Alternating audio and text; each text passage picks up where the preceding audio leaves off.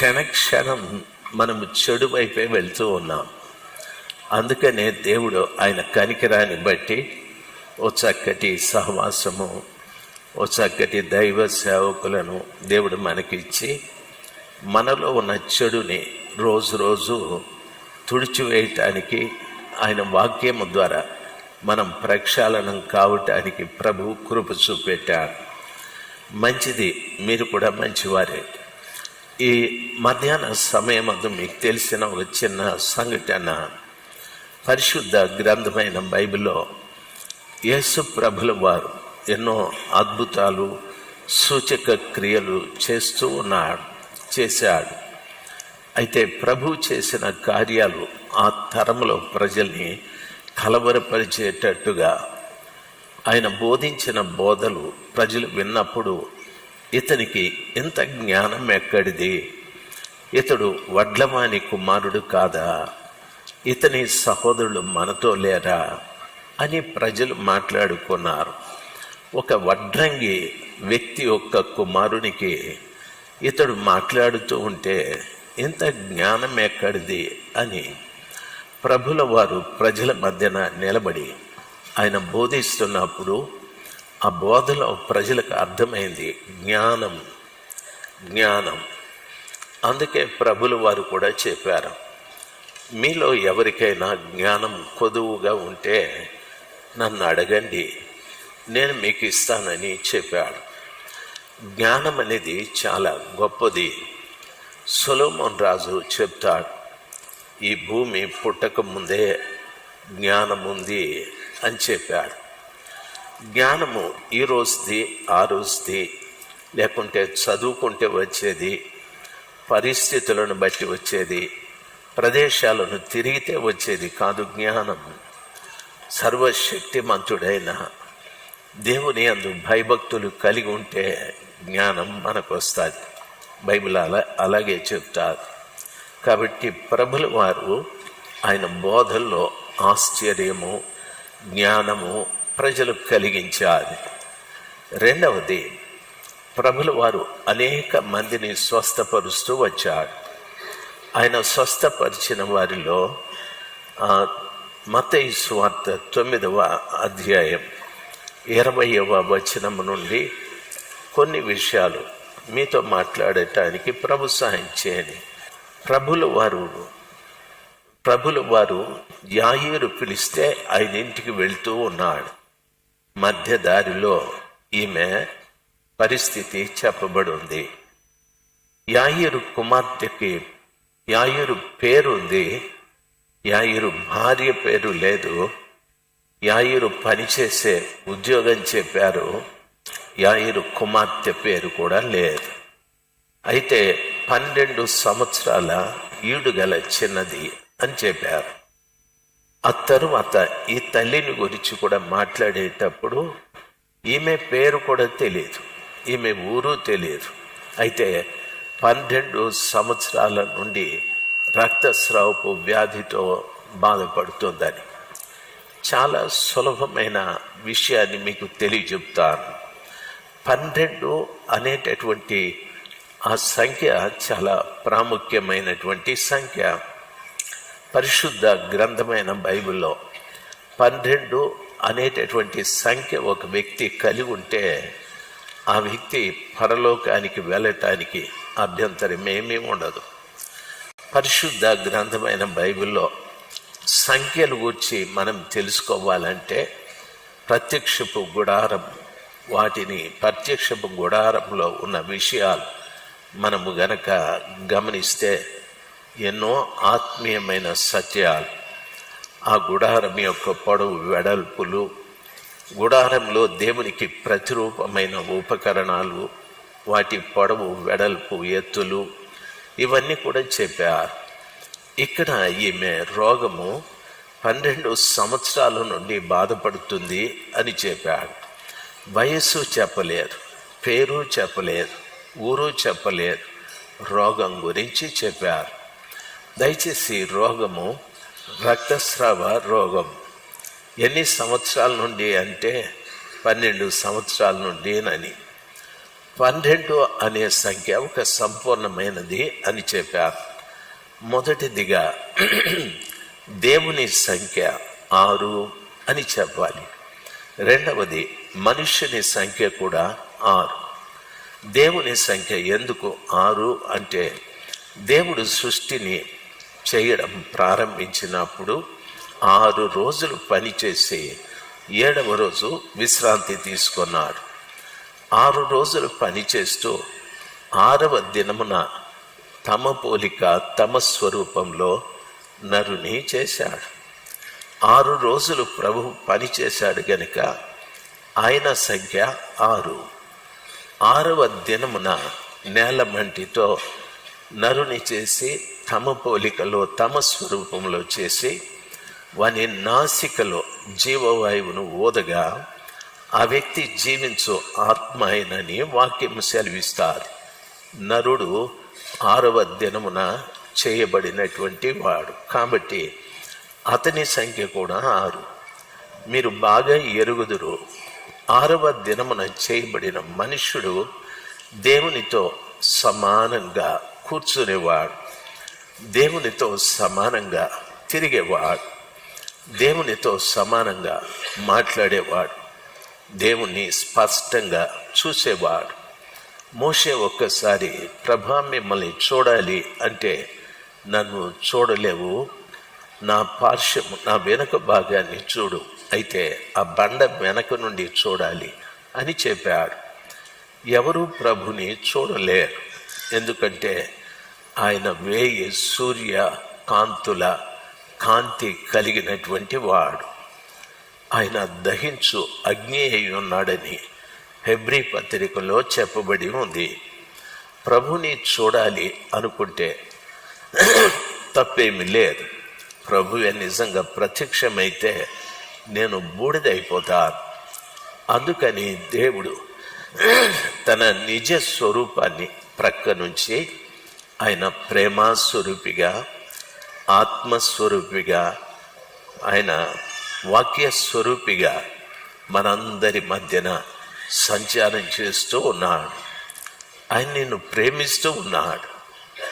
ఆయన నీకు వాక్య స్వరూపంలో వినిపిస్తూ ఉన్నాడు. ఆయన ఆత్మస్వరూపిగా నిన్ను తాకుతూ ఉన్నాడు. నీకు వినబడుతూ, నిన్ను తాకుతూ, నిన్ను ప్రేమిస్తూ ఉన్నాడు.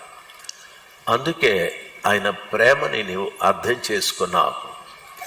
ఆయన తాకిడి నీకు కలిగిన కారణాన స్పందించావు. ప్రభు నన్ను ముట్టాడు అని స్పందించావు. ప్రభు నిన్ను ముడుతూనే నీలో ఉన్న పాపం మీద అసహ్యత పుట్టాది. నీలో ఉన్నటువంటి అపవిత్రత మీద నీకు అసహ్యత పుట్టాది. ఆ పాపం మీద అసహ్యత పుట్టిన కారణాన దాన్ని విడిచిపెట్టడానికి నీవు నిర్ధారణ చేసుకున్నావు. ఆ తరువాత ఆయన నీకు వినిపిస్తూ ఉన్నాడు. వాక్యస్వరూపిగా వినిపిస్తూ ఎన్నో విషయాలు చెప్తున్నాడు. తిరిగి నీలోకి కలంకం రాకుండా, తిరిగి అపరిశుద్ధతలోకి నువ్వు వెళ్లకుండా ఆయన వినిపిస్తూ ఉన్నాడు. దేవుడు ఆయన దహించు అగ్ని, అటువంటి దేవుడు నా దగ్గరికి వాక్యస్వరూపిగా, ఆత్మస్వరూపిగా, ప్రేమస్వరూపిగా మనందరి మధ్యకు వచ్చి ఆయన మనల్ని తాకాడు. ఆయన మనకు వినిపిస్తున్నాడు. ఆయన మనల్ని ప్రేమిస్తూ ఉన్నాడు. ఆయన ప్రేమని అర్థం చేసుకొని ఎన్నో పర్యాయాలు ఏడ్చాము. ఎంతగా ఏడ్చామంటే, ఈ పాపిని అంత గొప్ప దేవుడు ప్రేమించాడా అని కన్నీళ్ళు ఆగకుండా ఎంతో ఏడ్చాం. ఎన్నో పర్యాయాలు కొందరు కష్టం వచ్చి ఏడుస్తారు, కొందరు రోగం వచ్చి ఏడుస్తారు, కొందరు పేదరికం వచ్చి ఏడుస్తారు, కొందరు కుటుంబంలో సమాధానం లేకుండా ఏడుస్తారు. సంఘంలో ఉన్నటువంటి బిడ్డ ఎందుకు ఏడుస్తాడంటే, ఆయన ప్రేమను తలంచుకొని నన్ను ఇంతగా ప్రేమించటానికి కారణం ఏమి అనే ఆలోచన కలిగినప్పుడు నేనెవడినో, నేనెంతటి వాడినో నాకు తెలుసు, నేనేమై ఉన్నానో తెలుసు, నాకు దేవునికి ఎంత దూరం ఉందో తెలుసు. నాకు దేవుడు దూరం కావటానికి గల కారణం మా ఊరు కాదు, నేను పుట్టిన స్థలం కాదు, నా పాపం. ఆ పాపము అడ్డుగా ఉన్న కారణాన దేవుడు దూరంగా ఉన్నాడు. అయితే ఆ కృపగల దేవుని పాదాల చెంత క్షమించండి అని ఒక చిన్న మాటతో ఆ పాపాలన్నీ ప్రక్కకు తోసి పరలోకం నుండి ఆత్మస్వరూపిగా నీ దగ్గరికి వచ్చి నిన్ను తాకాడాయన, నిన్ను తాకాడు. దయచేసి గమనించాలి, ప్రతిరోజు కూడా ఆయన నీతో మాట్లాడుతూనే ఉన్నాడు. ఆయన మాట విన్నప్పుడు అంతా కూడా మనలో ఉన్న కల్మషమేదో ప్రక్కకు తొలగిపోతూ ఉంది. రోజు రోజు పరిశుద్ధపరచబడి పరిశుద్ధంగా జీవించడానికి ప్రభు కృప చూపెట్టాడు. ఈరోజు నువ్వు పరిశుద్ధంగా ఉన్నావంటే నీ బలం, నా బలం కాదు, నా తెలివితేటలు కాదు, దేవుని వాక్కు, దేవుని యొక్క వాక్కు. ఆ శబ్దం నాకు వినిపిస్తూనే ఉంది. నేను చిన్నవాడిని. నేను స్కూల్కి వెళ్ళేటప్పుడు 1.5 కిలోమీటర్ వెళ్ళాలి. నాతో పాటు మా గ్రామంలో చాలామంది పిల్లలు వెళ్తారు. మా అమ్మ పోయేటప్పుడు చెప్పేది, రే పెద్దోడా, రోడ్డు వారింటి పో, వచ్చేటప్పుడు కూడా వారింటి రా, అందరిలాగా అక్కడ ఇక్కడ గెంతద్దురా, జాగ్రత్త అని చెప్పేది. ఆ మాటలు నేను స్కూల్కి వెళ్ళేటప్పుడు నాకు వినిపించేటివి. అమ్మ చెప్పి ఇంటి దగ్గరే ఉంది, 1.5 కిలోమీటర్ నేను పోతున్నా ఆ మాటలు నాకు వినిపించేటివి. సైకిల్ కనిపించినా, బస్సు కనిపించినా, కారు కనిపించినా అమ్మ మాట వినిపించి చక్కగా పోయేవాడు. స్కూల్ నుండి తిరిగి వచ్చేటప్పుడు సాయంకాలం ఏది నాకు ఎదురుపడినా అమ్మ మాట నాకు వినిపించేది. నేను ప్రక్కగా వచ్చేవాడిని. ప్రభు పిల్లలం మనం. ఎందుకు దేవుడు వాక్య స్వరూపిగా ఉన్నాడు అంటే, ఈ భయంకరమైన పాప లోకంలో నిన్ను పాపము అంటకుండా ఉండటానికి ఆయన మాట నీతో మాట్లాడుతూ ఉంటాడు, వినిపిస్తూ ఉంటాడు. అందుకే ఒక వ్యక్తి రోడ్డు మీద వెళ్ళేటప్పుడు తనకెదురుపడ్డ వాహనాల నుండి ప్రక్కకు ఎలాగ వెళ్తాడో మనము కూడా ఆ రీతిగా తప్పితం నుండి ప్రక్కకు వెళ్ళి సరైన త్రోవలో నడవటానికి ప్రభుల వారు కృప చూపెట్టారు. అది దేవుని యొక్క మహా అనుగ్రహం.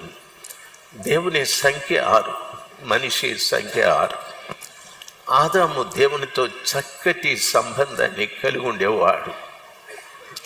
దేవుడు అతనికో చక్కటి సహపాఠిని కూడా ఇచ్చాడు. వారిద్దరు కూడా దేవునితో చక్కటి సంబంధం. ఈ చరిత్ర మీకు బాగా తెలుసు. ఒక రోజున ఆదాము పని చేసుకుంటూ ఉన్నాడు, హవ్వమ్మ ఖాళీగా ఉంది. అప్పుడు ఒక వ్యక్తి ఆమె దగ్గరికి వచ్చి మాట్లాడాడు. ఆయన రూపం చెప్పారు, సర్పమని. ఆ సాతానుడు, ఆ సర్పం హవ్వమ్మతో లేనిపోని కబుర్లన్నీ మాట్లాడాది. ఈ రోజున ఆమె చేసిన తప్పితం తన భర్తను కూడా ప్రోద్బలం చేశాది. ఆయన తప్పు చేశాడు. ఇద్దరు ఒక్కసారిగా దేవునితో సహవాసం కోల్పోయారు. దేవుని చూసే భాగ్యాన్ని పోగొట్టుకున్నారు. దేవునితో మాట్లాడే భాగ్యాన్ని పోగొట్టుకున్నారు. దేవుడు వారికి ఇచ్చిన శ్రేష్టమైన స్థలంలో నుండి శాపంతో బయటికి వెళ్ళవలసి వచ్చాది. ఒక వ్యక్తి తాను మాట్లాడిన మాటల్ని విన్న కారణాన ఆ రోజున స్త్రీ ఆ రీతిగా చేశాది. ఈ రోజున మన పురుషుడైన యేసు ప్రభుల వారు మన కొరకెంతో కష్టపడి పనిచేశాడు. ఆయన పరలోకం విడిచిపెట్టాడు, మన కొరకు ప్రాణం పెట్టాడు. మన కొరకు వాక్య స్వరూపిగా, మన కొరకు ఆత్మస్వరూపిగా ఆయన సంచరించి పనిచేస్తూ ఉన్నాడు. చాలా పర్యాయాలు సంఘము ఒకవేళ మన స్వపురుషుడైన క్రీస్తు ప్రభుల వారిని వదిలిపెట్టి ప్రక్కనుంటే ఆ సంఘంలో సాతానుడు పని చేయడం ప్రారంభిస్తాడు. చాలా సంఘాలలో ప్రస్తుతం యేసు ప్రభుల వారు లేరు, సాతానుడు పని చేస్తూ ఉన్నాడు. అన్నీ సాతాను కార్యాలే.